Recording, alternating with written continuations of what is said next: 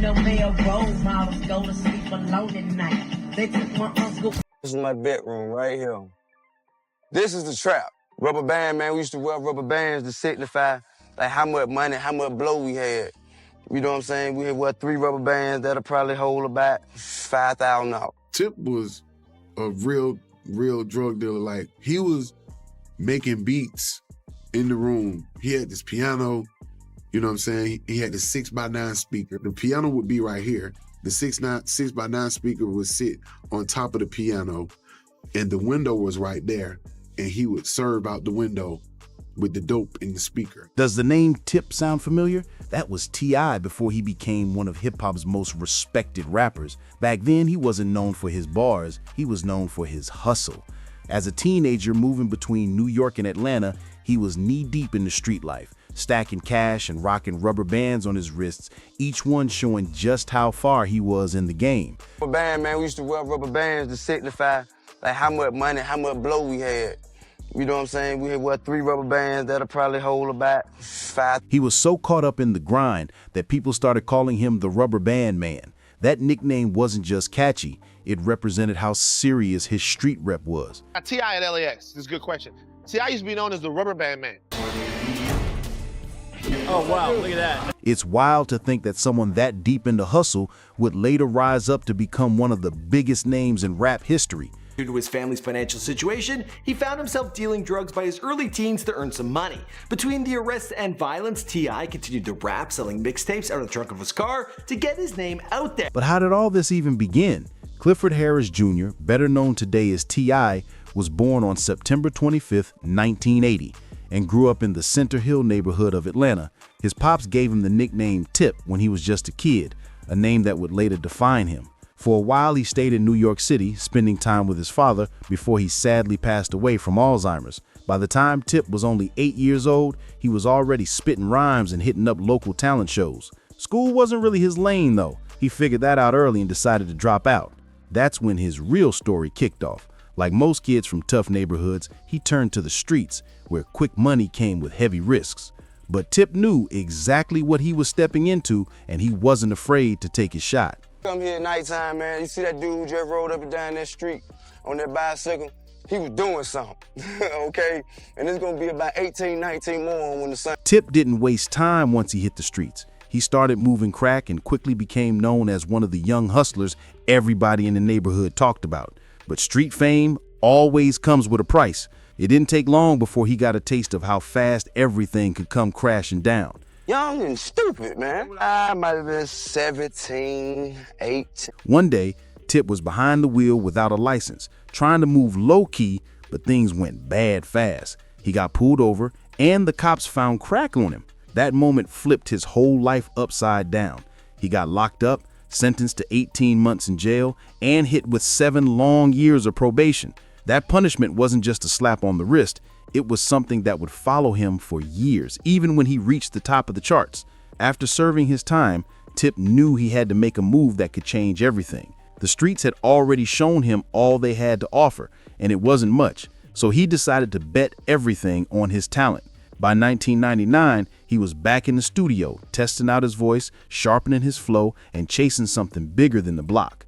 Then came his first official drop, his debut track, I'm Serious. Take a good look at me. Now picture me unhappy. No cash and out of fashion, not flash. The song started gaining real traction, and for the first time, Tip felt like he found his purpose. That record became his foot in the door, a taste of what he could bring to the industry. Soon after, he dropped his first full album under the same name, I'm Serious.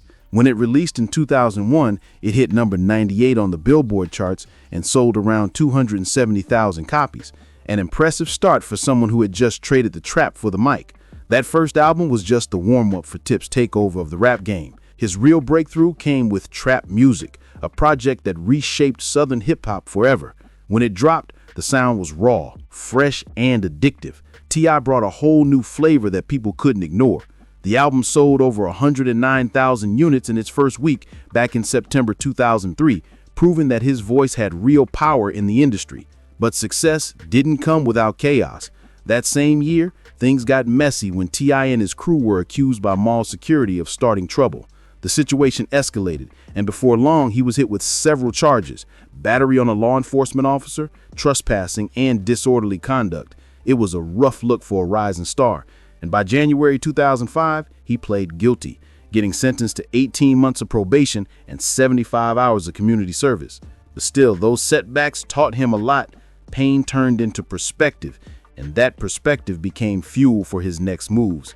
Around that time, T.I. found something, or rather someone, that helped him focus. His soon-to-be wife, Tiny. She became his anchor, helping him steer clear of unnecessary drama and reminding him what really mattered.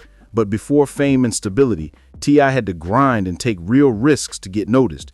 He once revealed that before the world knew his name, he'd hit up clubs, make noise, even clash with bouncers just to sneak in and get a shot at performing. That was hustle at its rawest form.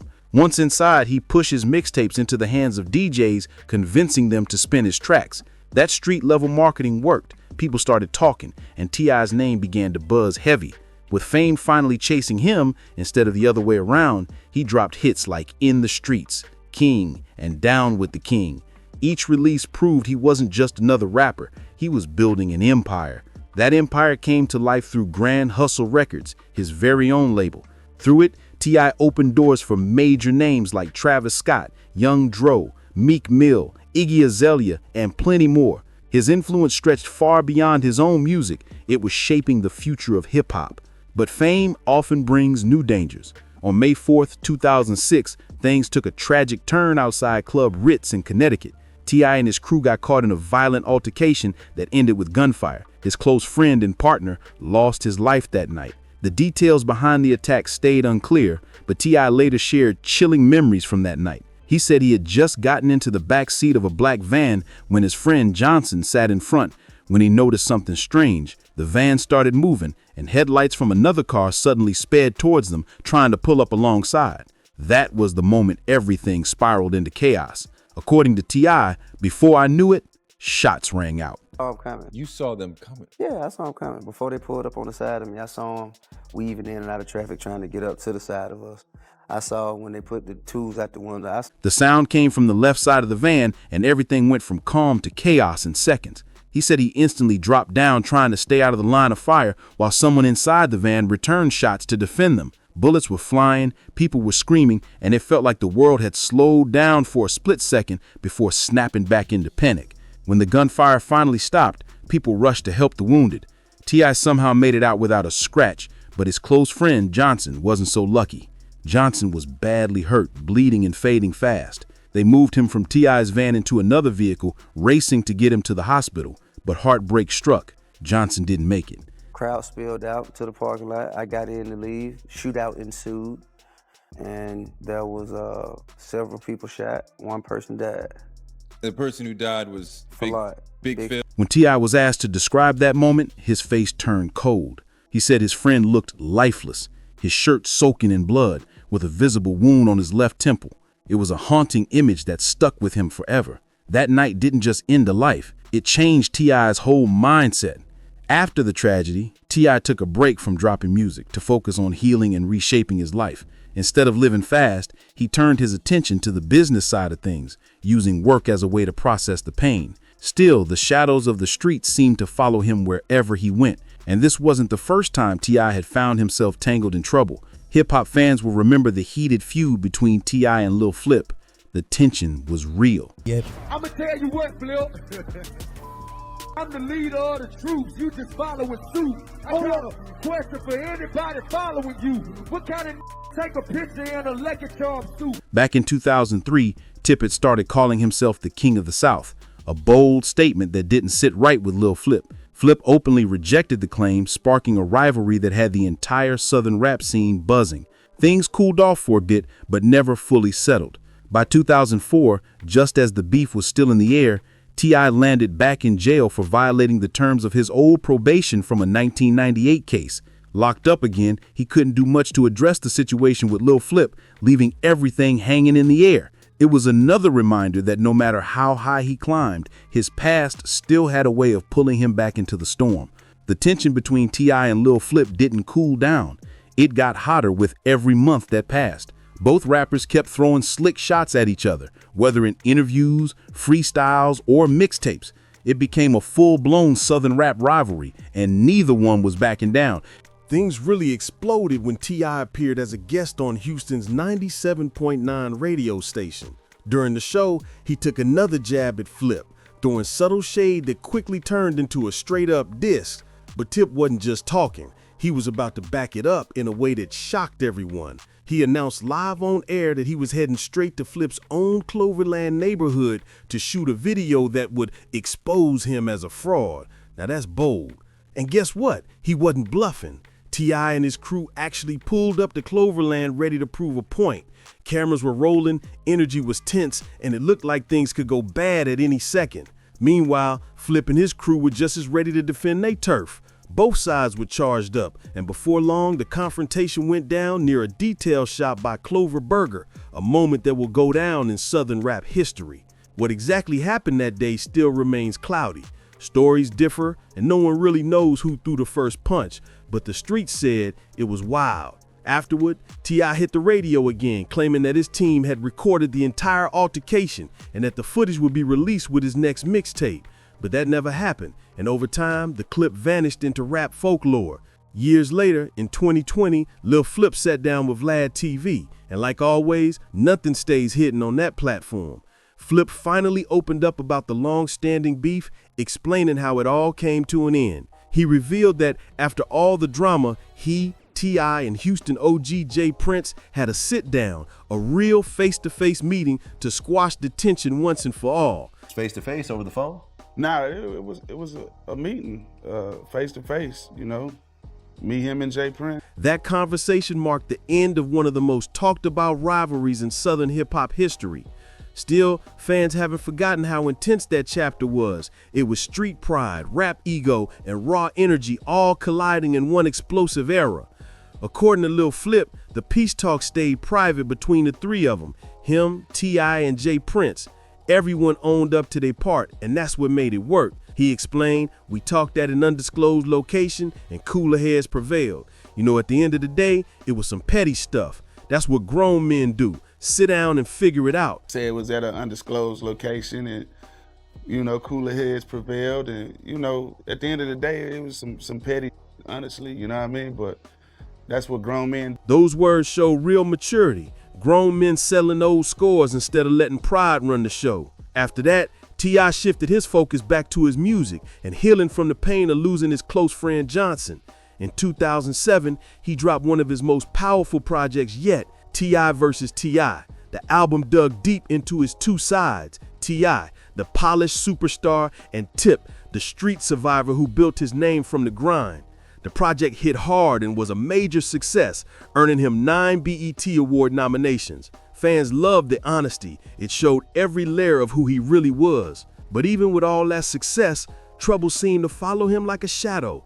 Just as things were looking up, another storm hit, this time in California. While out driving with his wife, Tiny, what should have been a peaceful night turned into another headline moment. The couple got pulled over by police, and officers claimed they smelled a strong odor of marijuana from the car. That traffic stop escalated fast. Before they knew it, both T.I. and Tiny were in handcuffs. They were charged with possession of a controlled substance, and their bail was set at $10,000 each.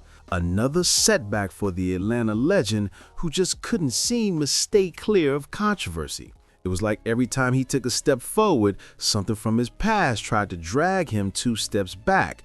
But T.I. wasn't done fighting yet. While 15 miles outside the city, agents spent hours searching the rapper's home. According to court documents, T.I. arranged for a bodyguard to pick up $12,000 in cash from a local bank. The rapper then made arrangements to take possession of the guns Saturday afternoon. T.I. and Tiny were released the next morning.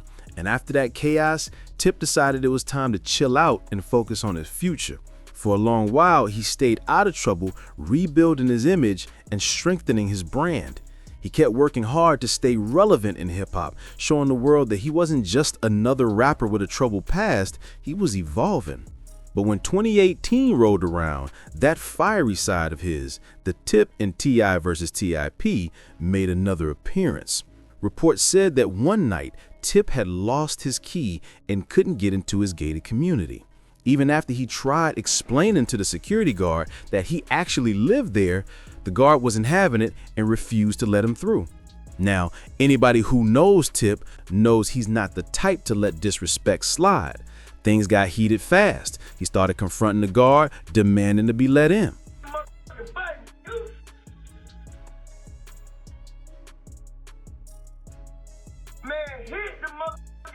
Witnesses claim he was a bit under the influence and the situation turned loud and tense. Still, the guard didn't argue back. He stayed calm, picked up the phone, and called the police instead. Have you been drinking or anything tonight? No. Got smell it on you. Well, I'm not driving that car. You was driving another vehicle. But I'm not driving right now. But you was driving beer. I'm not driving. When officers arrived, things went from bad to worse. Tip ended up getting arrested and charged with disorderly conduct, public intoxication, and simple assault. He says I'm drunk. You're not drunk. What you mean? I smell all of you. He says disorderly conduct. He says he smelled it. Then he says disorderly conduct. They're just making something up. Oh my. 91. Stay right there. On the way. It was another shocking headline for someone who had worked so hard to move past his old reputation. Luckily, he didn't spend much time behind bars. He was released the same day after posting $2,200 bail.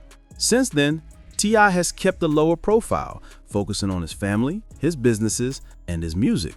But even when he's quiet, his name still stays in the spotlight, this time because of his son, King Harris. Recently, King made headlines after being taken to DeKalb County Jail, and it had people talking. The young star, known for his bold personality and viral moments, has been caught up in several public controversies. Many fans couldn't help but draw comparisons between him and his father's early days, wondering if King might be walking a path a little too close to the one Tip once took. When King Harris got arrested, his father, T.I., wasted no time using his influence to get him out.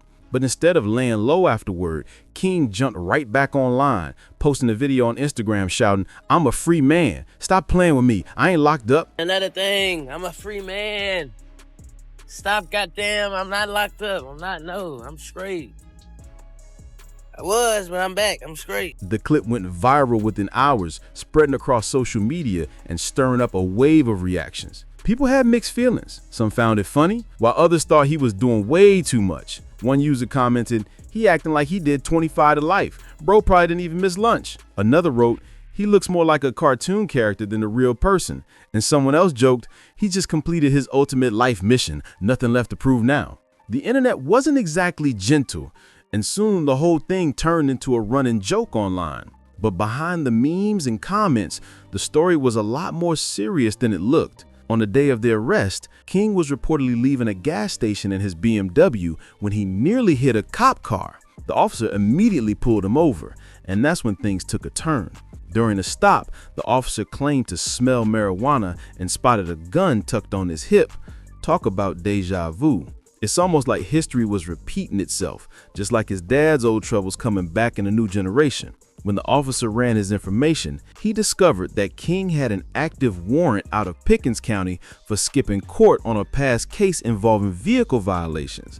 That's when everything flipped from a routine stop to an arrest. The warrant dated back to August 2022, when King had been charged with speeding on a suspended license and driving under the influence. Once the officer confirmed the warrant, he handled things by the book. According to the police report, Mr. Harris was cooperative. "I removed the firearm from his hip with no issue. I then asked Mr. Harris to step out of the vehicle, place handcuffs on him, and escorted him to my patrol car." But King wasn't riding solo that night. He had a few friends with him, and things only got worse. The cops reportedly found a large amount of marijuana inside the car, leading to additional charges for possession of excessive marijuana for everyone in the car. While King did stay calm during the arrest, the whole incident added fuel to the ongoing public debate about him following in his father's footsteps. Many fans couldn't help but compare the two, saying it's like watching T.I.'s early years play out all over again. but this time on social media for the whole world to see.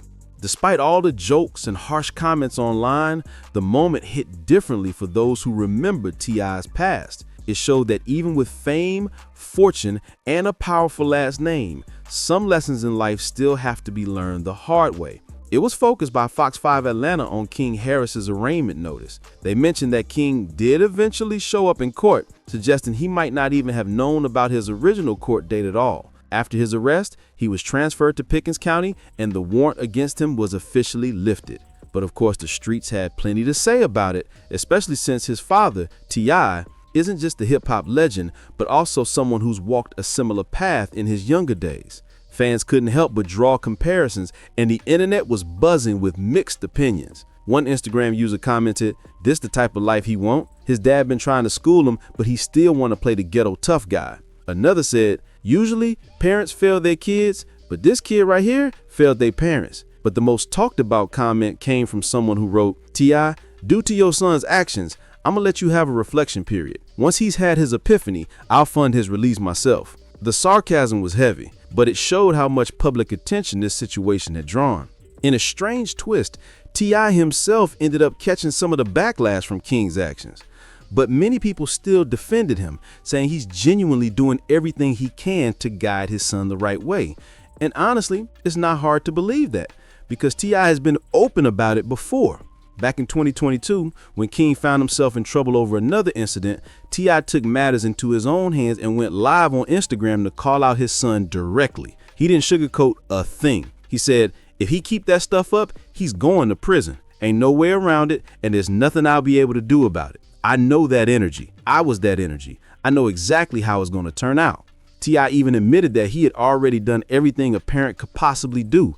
Discipline, punishments, tough talks, all of it. In his words, he done got all the whippings and punishments. We did everything we could when he was a child. Now he got to go through it and get through it. And ain't nothing me, mama, or anybody else can say about it. It's a powerful reminder that no matter how successful you become, the struggles of family and upbringing don't just disappear. Sometimes the past comes back, not as punishment, but as a reflection of lessons still being learned. Could it be that T.I.'s old life is circling back through his son's choices? Maybe. Or maybe it's just life teaching both of them in real time. What do you think? Is T.I. being too hard or not hard enough on King? Could this really be history repeating itself? Drop your thoughts in the comments below. And don't forget to like, subscribe, and share this story if you want more deep dives into the real lives behind the fame. Let's talk about it.